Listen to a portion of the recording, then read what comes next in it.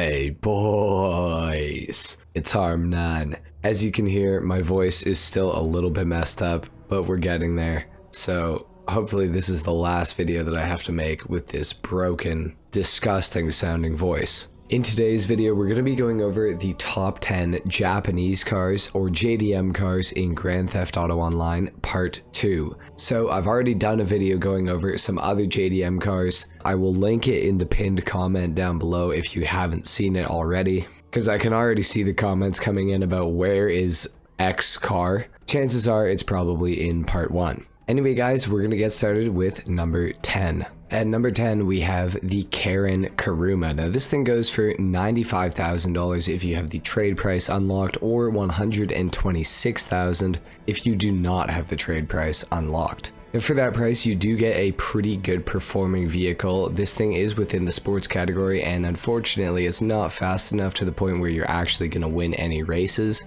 That's not really why you're buying a Kuruma. You're more buying it for free mode, maybe to take it to some car meets, stuff like that. Now, the Kuruma has a decent amount of customization, not as much as I would like, but at the price point which it is situated at, it's got decent enough customization and it's got decent enough performance, I would say. It's pretty good in a straight line. The handling is not exactly my favorite. The front wheels seem to have a lot of grip, whereas the rear wheels do not seem to have very much grip, which is kind of an odd balance to have, but it is still a really good car. And for being as cheap as it is, you really cannot go wrong with a Kuruma. Anyway guys, that's it for number 10. Let's move on to number 9. Next up, we have the Futo GTX. Now this thing goes for $1.2 million with the trade price unlocked, so it is on the expensive side of things for sure. Now the Futo GTX is not my favorite car ever in GTA. As a matter of fact, I actually really don't like this thing, as much as that is probably going to offend some of you guys, but many of you will probably know that. Now the Futo GTX is a good drift car. That's kind of where the good ends. It's a good drift car. It is. I mean, you can slide this thing really easily. It's pretty easy to control, but for the price that it costs, it's a little bit underwhelming. Although the customization is really good, the overall just feeling of the car is really not very good when you consider how much money this thing is worth. I really wouldn't have any problem with this car if it wasn't a multi-million-dollar car. But unfortunately for the Futo GTX, it is, and I really just cannot support this car at its price point. I know that it's not the car's fault. I know it's Rockstar who sets the prices. We all know that Rockstar likes to price gouge, but the truth is for the price, you can get some much better vehicles, much better JDM vehicles, but much better regular vehicles in general. The Futo GTX is cool, but it's not that cool. In my opinion, at least. I know there's some guys that really like this thing, and that's fine. To each their own. You're allowed to have whatever opinion you want about this vehicle. I personally just don't really love it. Anyway guys, that's it for number 9. Let's move on to number 8. Next up, we have a really budget friendly option, and that is of course the Sultan. Now this thing goes for $15,000, which is a absolute bargain. Obviously you can steal this thing right off of the street if you see one, which is definitely how I would recommend to actually get a Sultan. And the performance of this car for being something that you can steal off of the street is pretty much unmatched in all of Grand Theft Auto Online. The Sultan has insanely good performance. It is within the sports category, and it's not even the slowest sports car in the game. There's cars that are way slower. The Sultan is actually faster than the Futo GTX, which is a $1.2 million car with the trade price. So considering that this thing is a $15,000 car that you can either buy or steal off of the street for absolutely free, it kind of puts the Futo GTX to shame in my opinion. It's also got some pretty good customization that you can do to it, and overall I feel like it's a pretty good looking vehicle as well. In my opinion, you really cannot go wrong with a Sultan. With that being said, let's move on to number 7.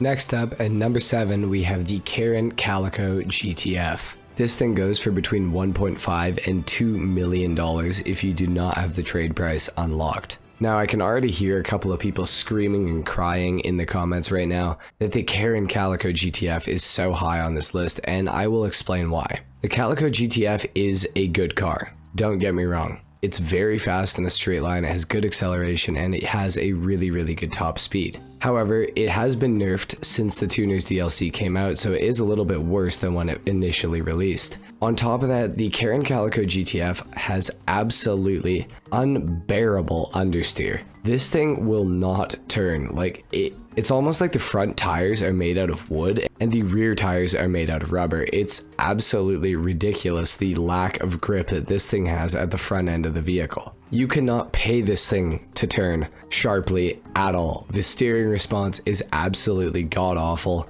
and I'm not the only person who thinks this. Yes, you can work around it. Yes, it's not that bad. There are cars that are worse, although I can't really think of any off of the top of my head, to be honest. The Calico GTF is a good car, it's just it is a good car with bad handling, which to some people, myself included, kind of makes the car not so much of a good car, but more of a mediocre car. Regardless though, it is extremely quick in a straight line, so I can't knock it for that, and it is a really customizable vehicle as well, so it definitely deserves a place on this list. The GTF is pretty sick, although it is a little bit expensive as well, but I can't complain about too many things or I'll really get crucified. So guys, that's it for number 7. Let's move on to number 6. Next up, we have the DBista Kanjo. Now this is a really cool car with some really unique customization options.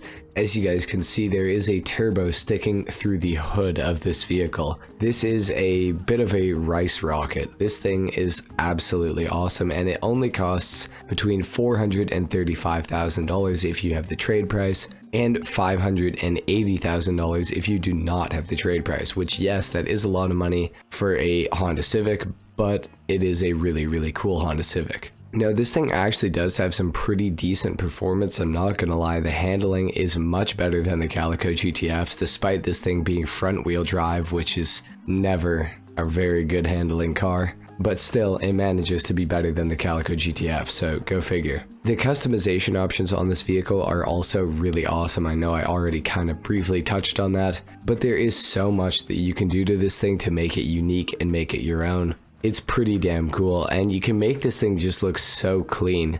I'm not a super huge fan of Honda Civics in real life, but I can definitely appreciate when one has been well done. Overall, the DBista Kanjo is not a car that you see very often in GTA, but it is one that I'd like to see a few more people driving, to be honest. The DBista Kanjo is really awesome. You guys should definitely pick one of these up if you're looking for a cool car to customize that's relatively cheap, and that has pretty decent performance overall. Anyway guys, that's pretty much it for number 6 with the DBista Kanjo. Let's move on to number 5. Next up, we have the ENUS Sylvestre, coming in at $990,000, which is quite a bit of money, I'm not gonna lie. For that price though, you do get a really cool little 2-door coupe with lots and lots of customization. Now, the performance of the ENUS Sylvestre is not the greatest ever. However, out of the last few cars we've gone over, the handling is definitely by far the best. The Sylvestre is pretty quick. It's probably not going to win you any races though, because it's just not that quick. But again, you're not buying any of these cars really to win you any races. You're mostly buying them just for free mode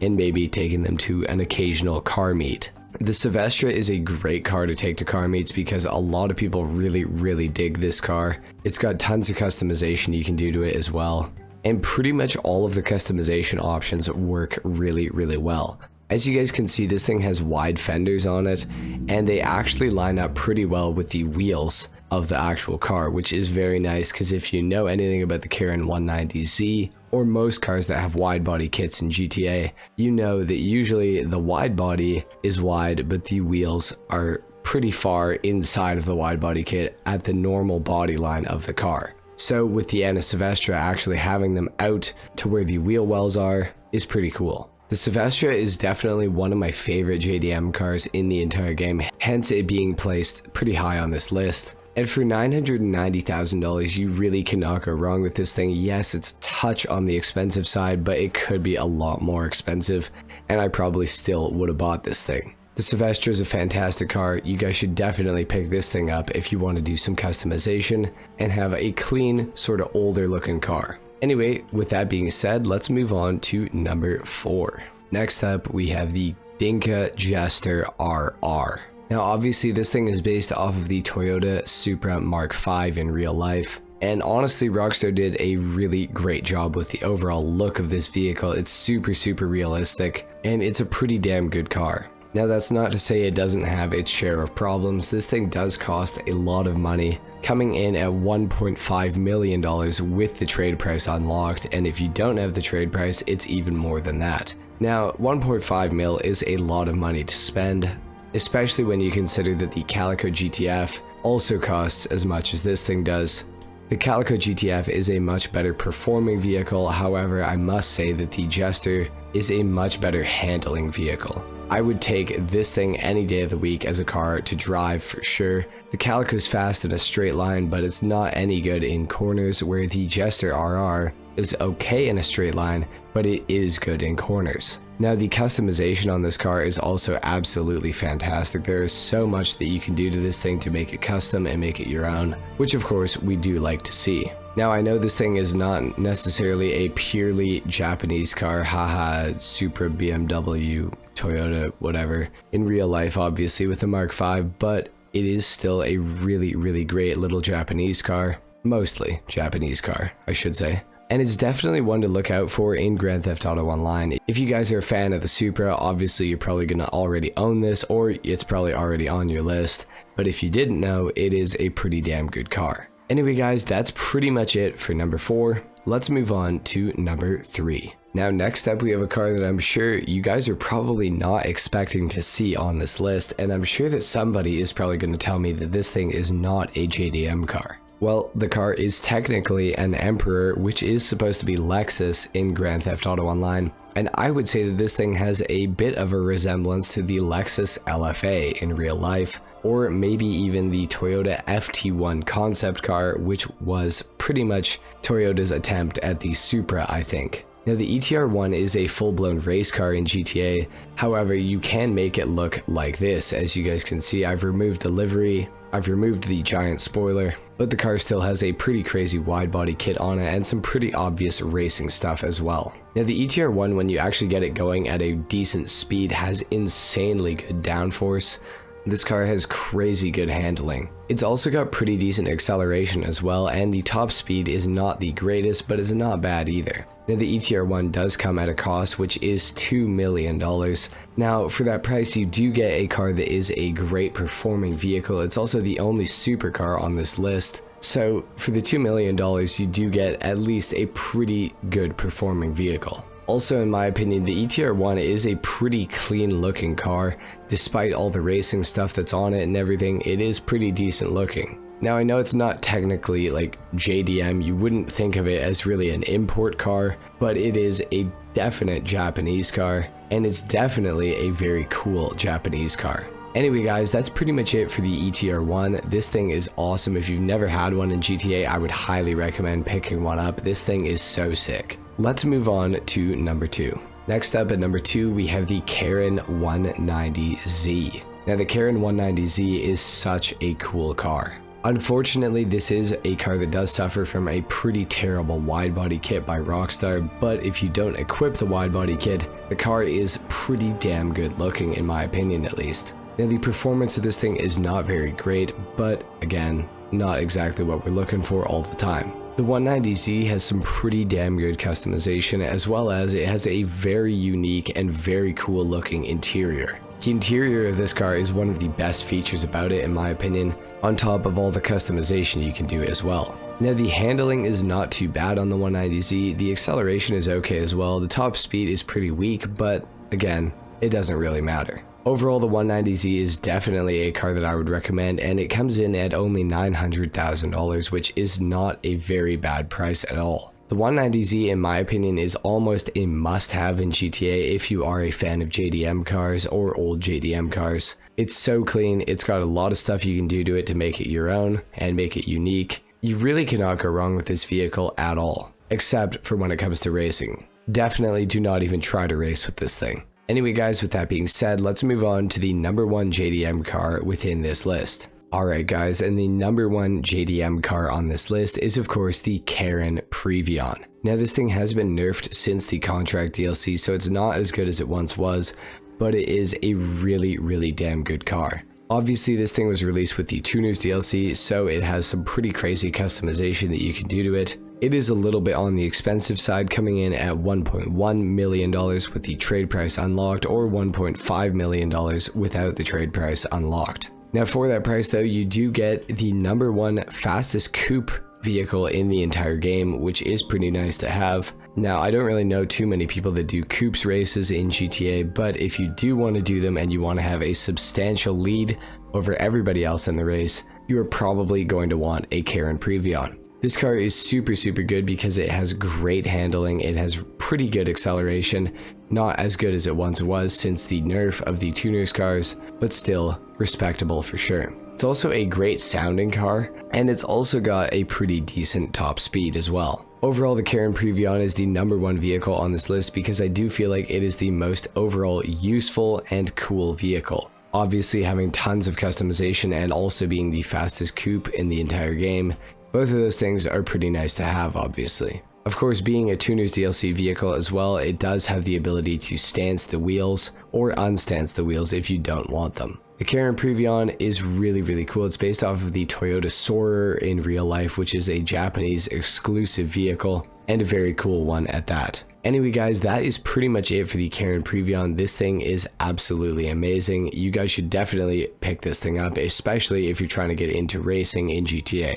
It's a lifesaver when you do coupes races for sure. If you don't have this thing and you do a coupes race, you're probably going to lose to somebody that does have a Karin Previon. Anyway guys, there you have it. That has been my top 10 JDM cars in Grand Theft Auto Online Part 2. If you guys haven't seen Part 1 somehow, go and check that out. I'll leave a link in the description down below and in the pinned comment. Anyway guys, if you enjoyed this video, a like is of course appreciated, if not dislike. Subscribe if you guys are new. Apologies for my broken voice. I know it probably wasn't super ideal to watch this video, but if you made it to the end, I definitely appreciate you staying. Anyway guys, I will see you all in the next video. Until then, take care. Peace.